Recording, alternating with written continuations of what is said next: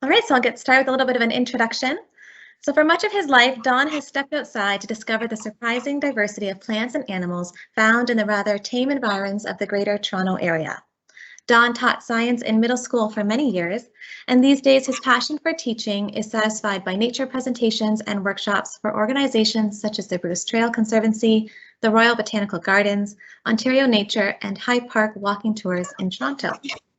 Through stunning photography and accessible science, practical tips, all captured in beautifully written passages, I was captivated when reading Nature Where You Live. I have no doubt that after your presentation today, Don, we will not only be inspired to explore the outdoors, but we will do so with a keen and curious eye, excited to uncover the magic that is all around us here in the hills of Headwaters.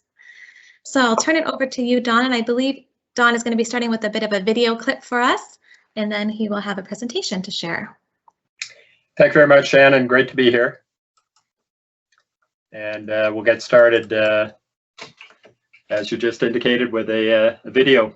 There we go. We can see the salamanders now. Okay, good.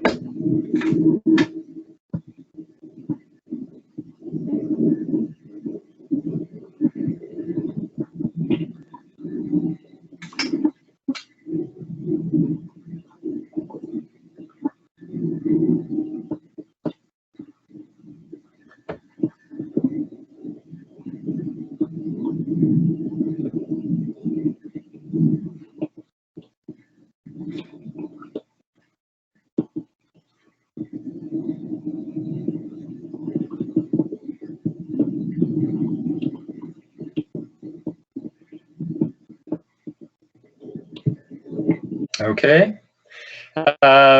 so welcome again, everybody. And the video that you just saw was taken in early spring in this area, and it is one of the activities that my friends and I look forward to with just tremendous anticipation over the course of the winter.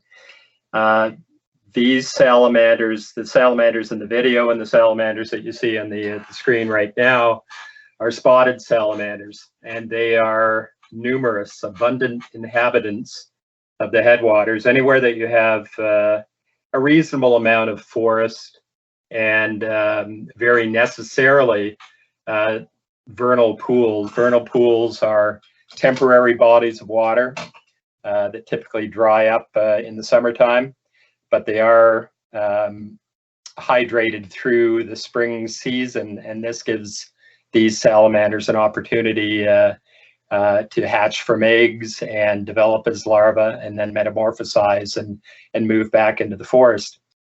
So I'm going to read a passage from my book that describes this salamandering in early spring.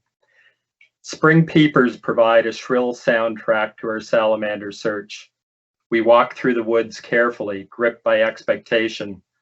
Light rain moistened the forest floor earlier in the day, but the skies are now clear and star-studded.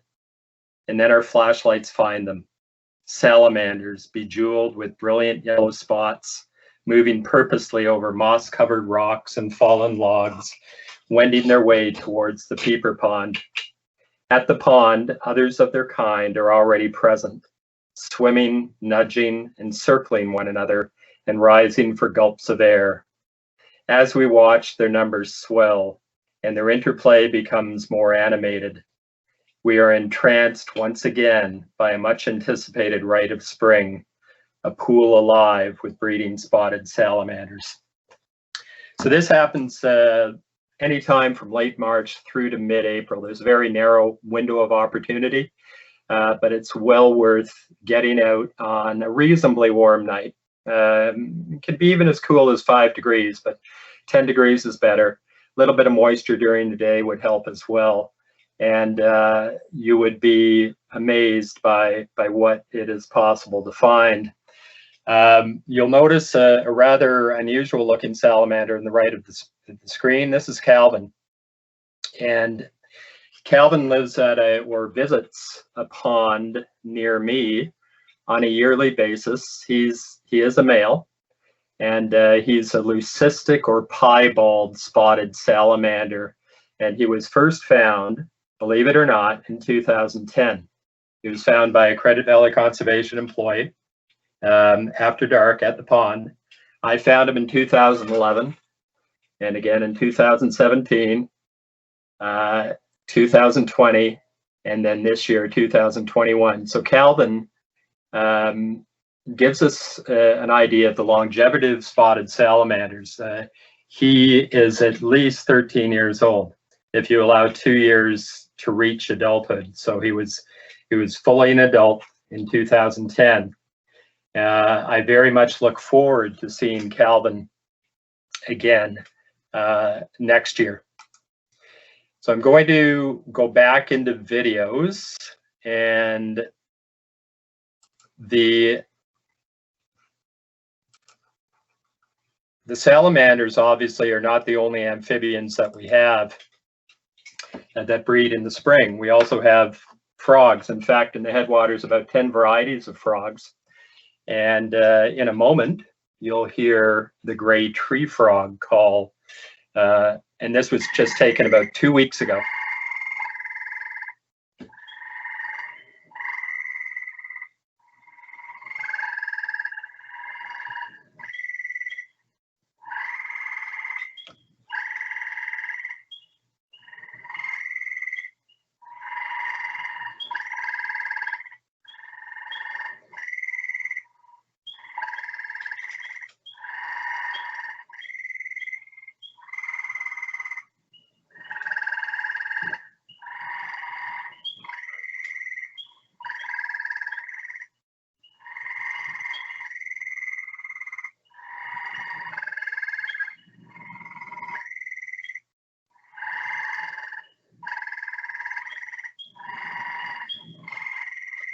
Silly.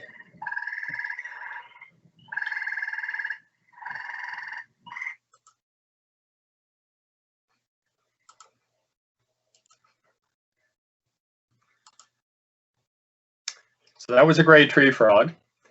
Gray tree frogs are amazing animals, and for a whole variety of reasons. They can freeze solid in the winter, or essentially freeze solid, and then thaw out in the spring to go about their business.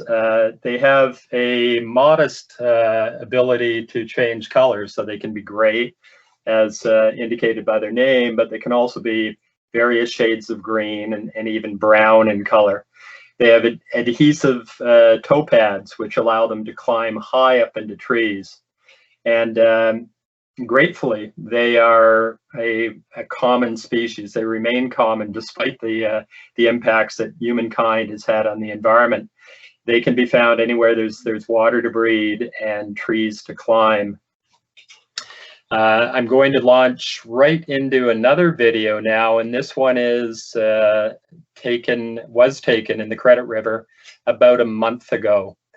And this video will align with a chapter in my book called Stream Dipping, which I'll talk about a little bit more in a moment. So the video you're going to see is a variety of different minnows at a breeding site in the Credit River.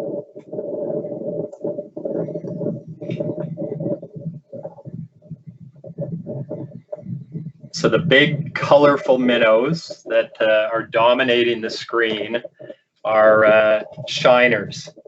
And many minnows at this time of year turn really, really brilliant colors, almost equivalent to what you might expect from tropical fish in a pet store. They're really worth seeking out. So we have common shiners in there. The architect of the gravel nest, you're actually looking at a fish nest there called a red. The architect is a big chub in the middle of the shiners, and occasionally you'll catch a glimpse of him. He's got a swollen head. That's fine. That's his breeding, a feature of his breeding status. And he's got tubercles on the head that he uses to move things around. He'll actually also pick up gravel in his mouth and make the nest by piling the gravel together. The shiners come along to lay their eggs in the nest, and then there's other fish in the foreground, little fish called long-nosed dace, and they're there for a more nefarious reason. They're eating the eggs that are laid by the chub and the shiner. So this again is the Credit River, so local stream. And we'll move back into the presentation. And we'll take a look a little more closely at some of the fish that are found in headwater streams. But before I do that, I'll read again from my book, and this again is from the chapter called Stream Dipping. Cliff swallows dart after insects to feed their young in mud-hewn nests under a bridge. A kingfisher rattles by and lands on the snag of a dead elm downstream. The sultry heat of the July afternoon has silenced most of the birds, but a song sparrow bucks the trend, calling from its Joe Pye weed perch. I step into the stream. Deliciously cool water gurgles around my legs. The water is clear, but turbulence obscures the bottom. I swing a net through the riffles and hoist it for inspection. A small fish wriggles in the mesh. Blue and orange bars flank the sides of a rainbow darter, a beautiful creature. So in this image, the rainbow darter is in the upper right-hand corner of the screen. Truly beautiful fish, common in the Credit River. Very, very seldom are they seen, but what a wonderful activity this is for a summer's afternoon with a family or with friends.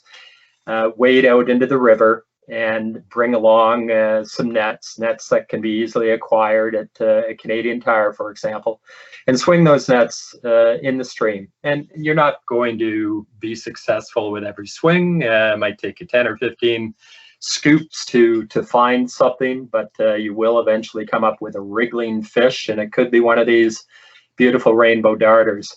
A plastic container to put the fish in temporarily to have a good look at it before release, or if you want to photograph the fish is a great idea.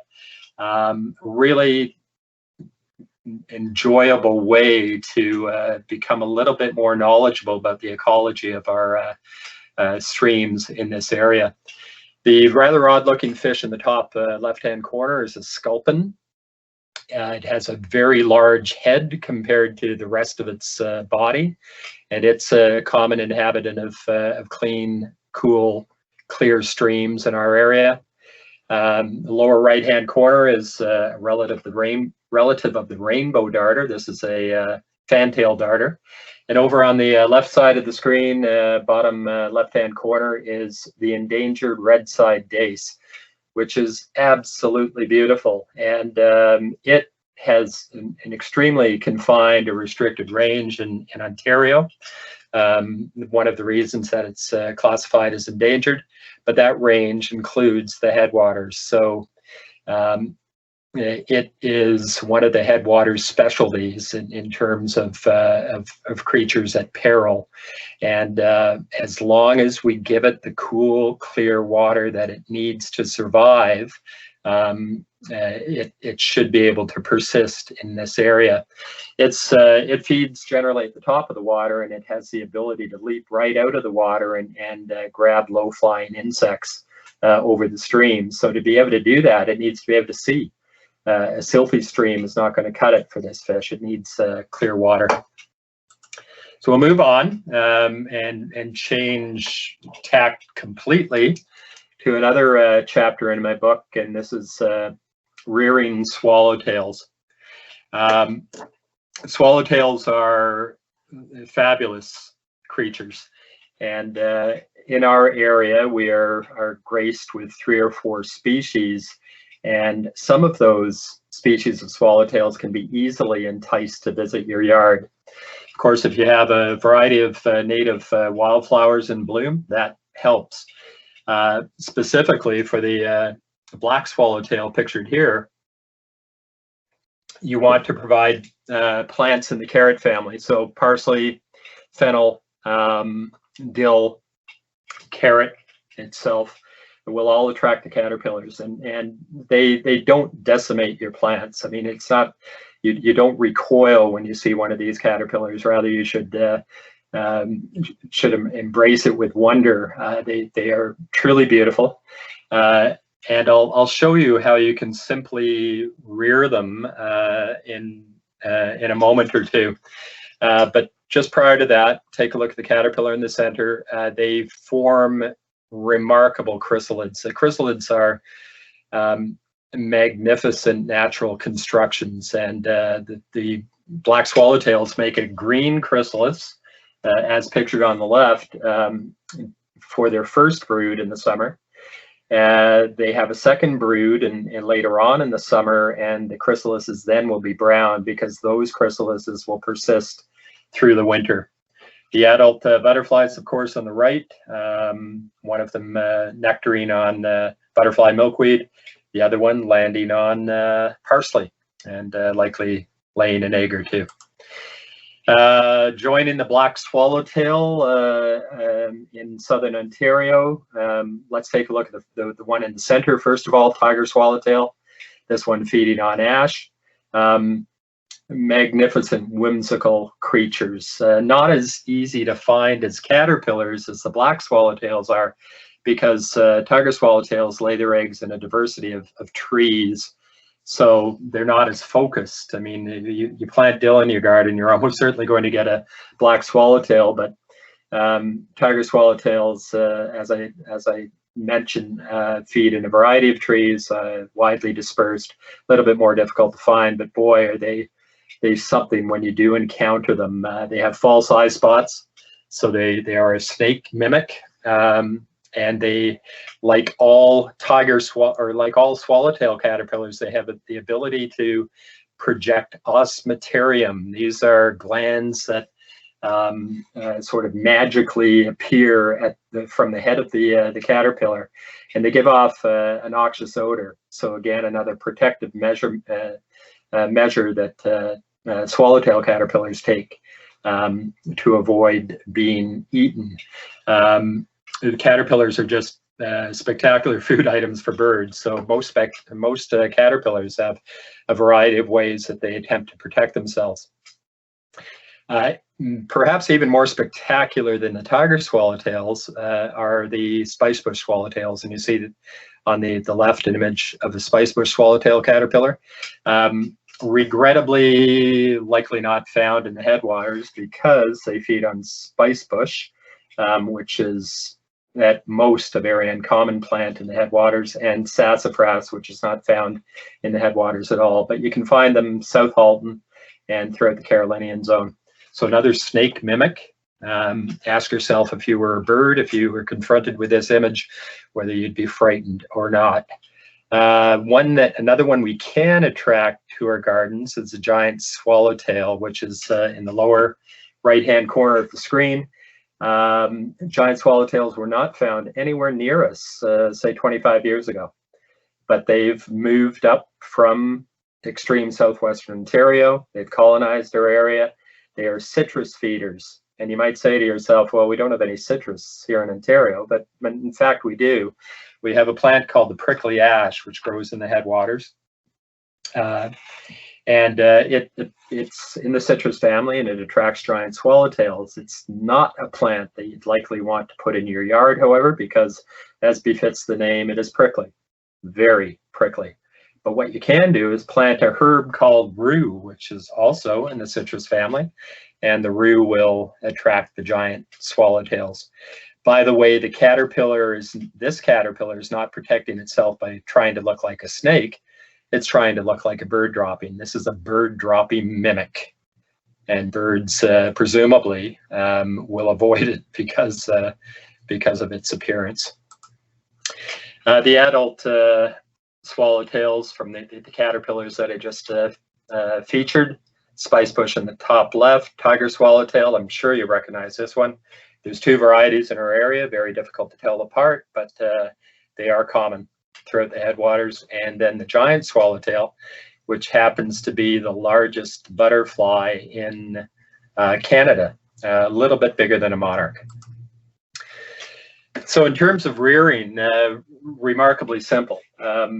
You don't have to get these mesh containers, but they are highly recommended. I think you can get them on the web. They sell them at the Cambridge Butterfly Conservancy as well. And the wonderful thing about this is that they're large enough that you can pop an entire plant in. So you put the plant in, you water it occasionally, of course, and you put the caterpillar on the plant, and it does. It's protected from predation, and you have a little window in the side of the container to watch the caterpillar as it feeds. And typically when it forms a chrysalis, it'll go up to the top of the container and form the chrysalis there. Everything is contained, and you can watch the miracle of emergence, of metamorphosis, when the butterfly emerges from the chrysalis.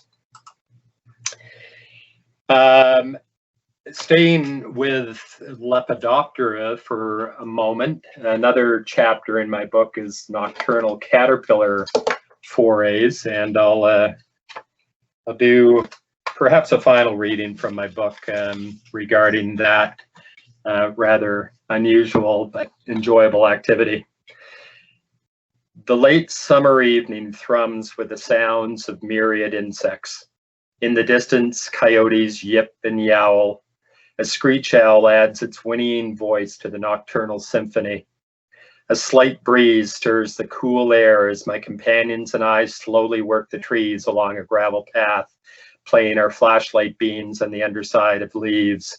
We hear a shout from Alexis. "Here's one!" She's found a spiny oak slug moth caterpillar feeding on a birch leaf.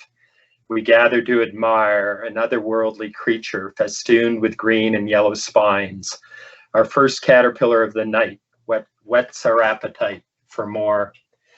So this is another communal activity in the summertime, another way to get away from your screens, get away from the television, go out after dark with flashlights, and you find not only caterpillars, but all sorts of interesting spiders and all sorts of arthropods and insects.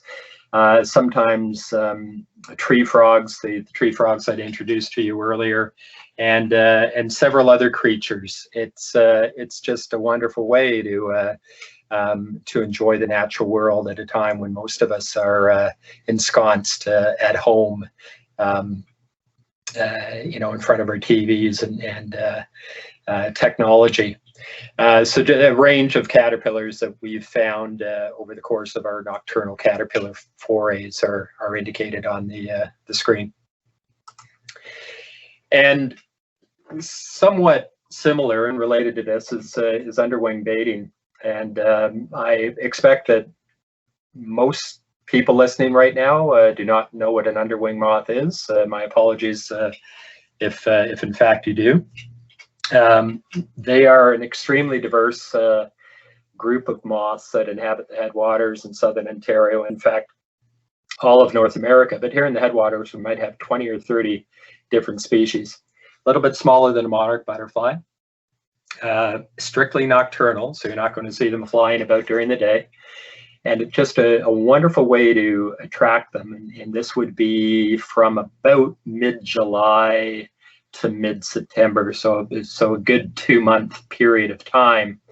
A wonderful way to attract them is to whip up some moth bait. And moth bait is basically a malodorous concoction of sweet and fermenting substances. So to put that in plainer English, it usually consists of well-aged bananas, stale beer, perhaps, molasses, brown sugar. Doesn't sound too bad, eh?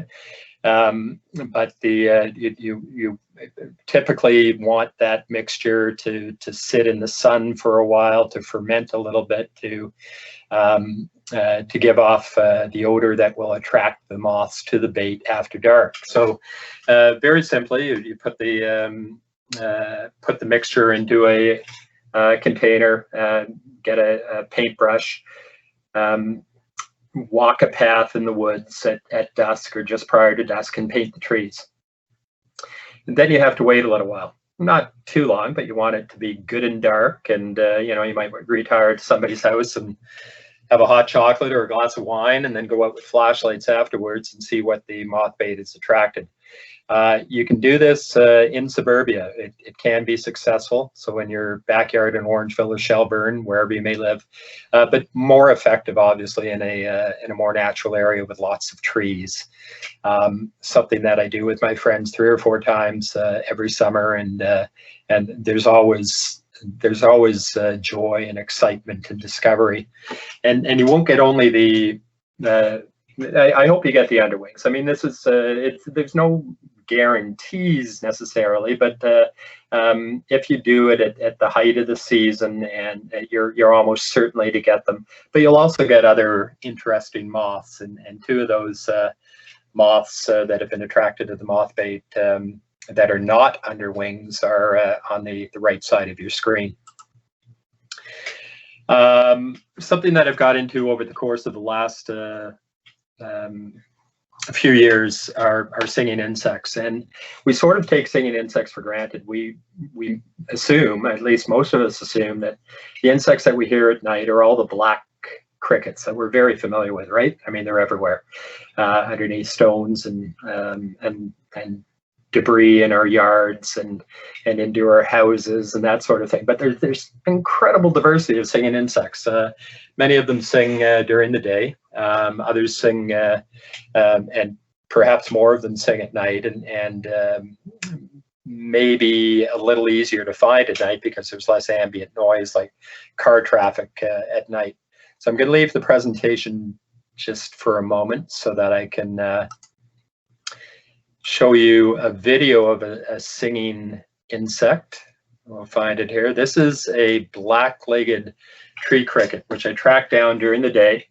You'll have to forgive the movement. There's a lot of wind in this afternoon. This is a common singing insect found almost certainly in your backyards, even if you live in a town or a city. However, rarely seen. It's a rather tiny thing, perhaps 2 centimeters long, and in singing mode, they are gorgeous. They have these raised diaphanous wings that you can see here that they rub together at an incredible rate to produce the sound that you're hearing. And they are a lot of fun to track down. I mean, they're a little tricky. I mean, they'll mute themselves when you get close, but you just sort of, you know, sit on the grass, sit in the meadow, wait for them to start up again, and if you're lucky, you can see them call. Beautiful things. So we'll go back to the presentation, and for the first time last year, I brought a few of these singing insects into my home and gave them spacious living quarters. I gave them food to eat. They like things like apple slices, romaine lettuce, that sort of thing. And I waited for sundown, and they would start up, and I would be serenaded by singing insects in my house. I'm going to do more of that this year. I'd only keep them for 2 or 3 days, and then give them an opportunity to find a mate out in the natural world. Before I do this one, I'll move back here for a moment. I'm going to leave the presentation for the final time and go into my last video. And this was taken in the Credit River last November. So the Credit River and the headwaters in Caledon, as a matter of fact. We are incredibly lucky to have still abundant populations of brook trout inhabiting our most of our streams in this area.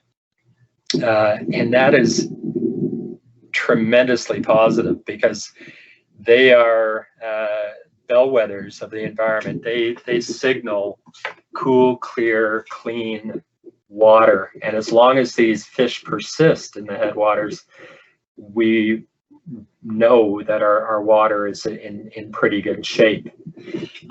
This is shortly after breeding season.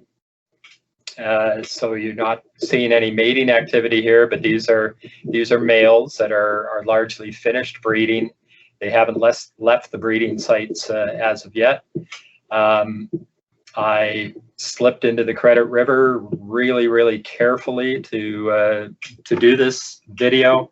It was freezing cold. I wasn't ready for to immerse myself in the Credit River. I nearly froze to death, but the sacrifice was worth it. I had to move like with the stealth of a heron.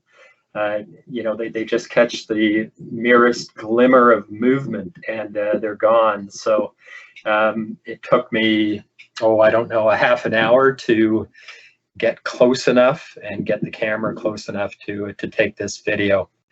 I don't think we need see it all, but this is another chapter in my book. I write about looking for brook trout in the fall, and you can find them by walking along one of our streams in the headwaters and looking carefully.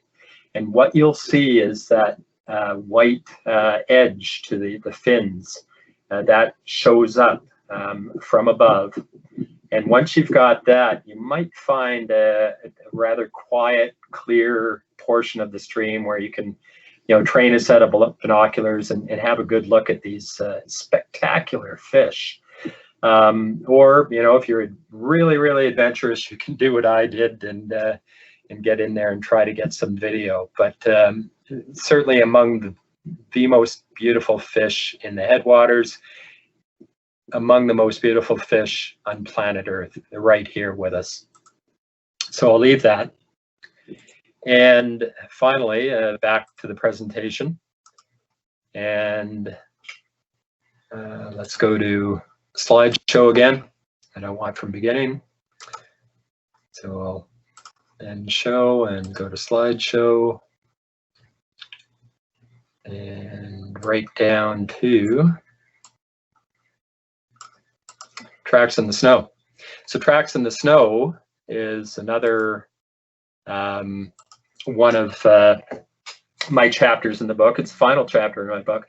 And I don't have to tell everybody watching today that we get a lot of winter in the headwaters, and there's certainly a lot of recreational activities to do in the wintertime to get us out and active and breathing fresh air and communing with nature. And one of the activities that I am very much into in the wintertime is tracking.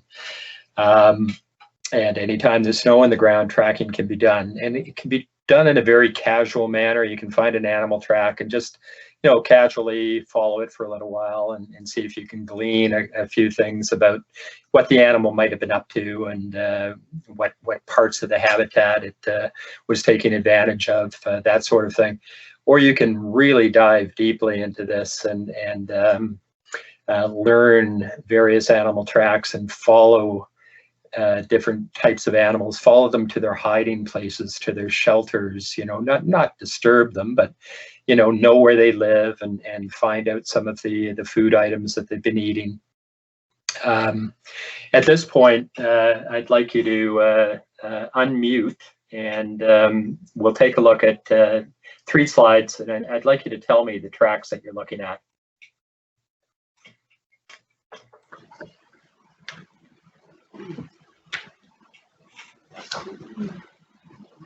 So I can't see whether anybody is unmuted, but I'll proceed at this point. These are all very common animals, and in fact, 3 of the 4 slides were taken in my driveway after a light snowfall. So that gives you a hint.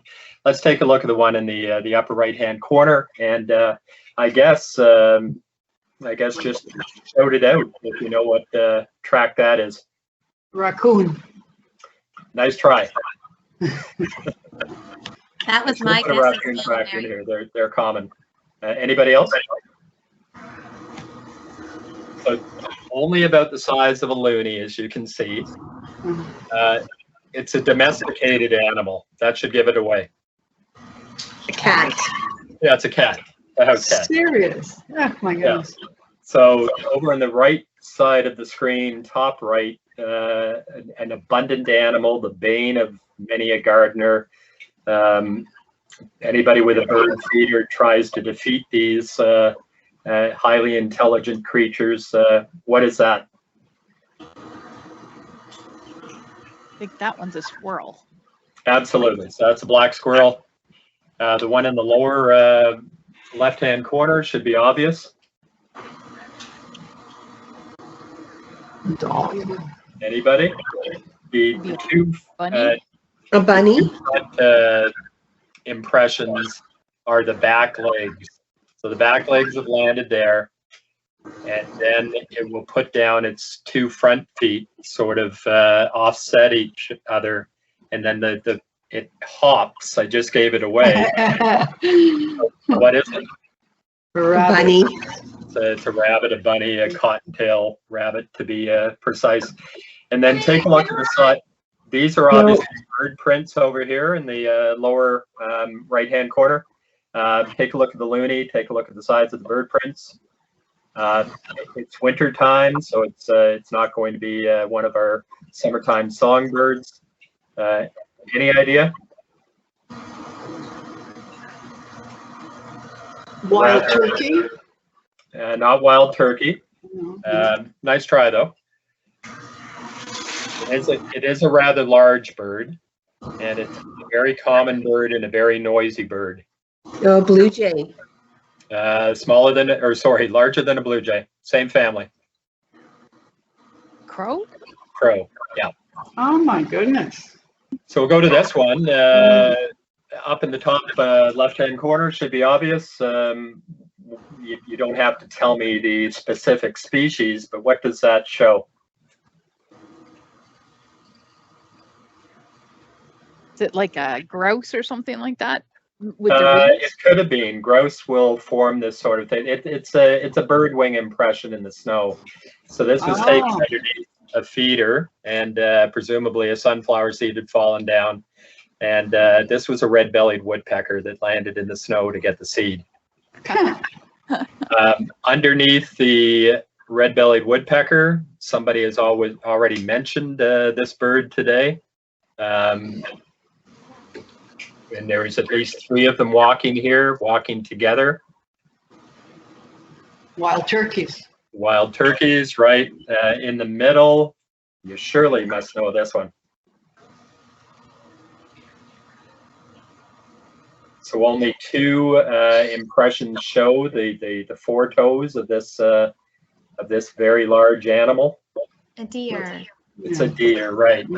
And just an aside, if you follow a deer track, and deer tracks are everywhere. Deer are incredibly abundant. So you can find them in your neighborhood park, or anywhere at all that you're walking. If you follow it for a little while and you come across deer pee, don't turn your computers off. But if you find deer pee, I strongly encourage you to kneel down and sniff the pee. Not something that most people would be inclined to do, but I highly recommend it. It has the most delicious scent, because deer in the wintertime eat things like balsam fir and hemlock and cedar. So their pee smells like the essence of balsam fir. There you go. Now, any place you have deer, you have things that eat deer. That's just the way of the world, right? So, tell me what the tracks are on the right of the screen. A wolf? It's just smaller than a wolf. A fox? Between a fox and a wolf. Coyote. Coyote tracks. So anywhere you find deer, you'll find coyote tracks as well. Coyote will certainly avail themselves of the deer in the wintertime. And the final slide. We just have a question about the deer. Yeah. And I just wanted to comment that I was actually on a bike ride to Freshco the other night, and there was a deer walking down the train tracks right behind the store. So definitely right downtown, but yeah, it was quite a surprise. And the question we have is from Christine, and she's asking, how old are the deer that you see? Various ages. I mean, most of them are adults, but you have by the winter time, the young are almost adult size as well. So it's more difficult to distinguish them at that time. At this time of year, of course, they have the more camouflaged coats. The fawns do, and you can see them at any time of year, but winter is a really good time to find them because you can follow the track to where they are.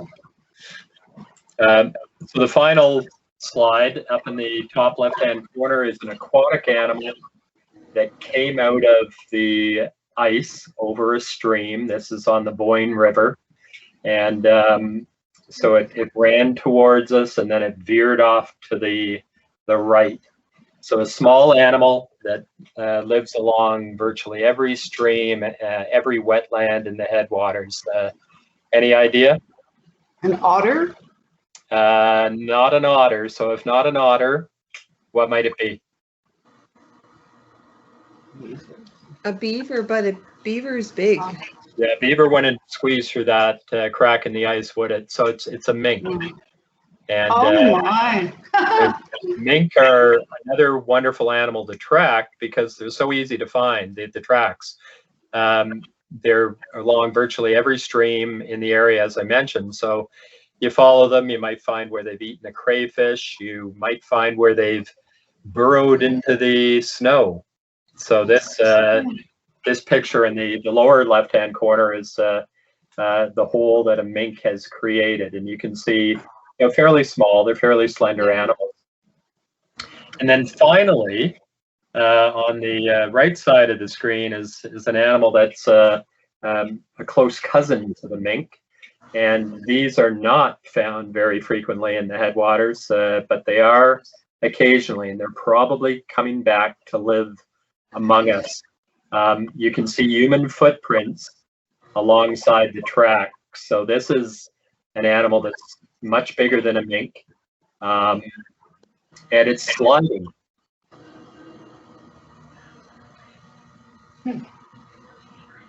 Is it a fisher martin?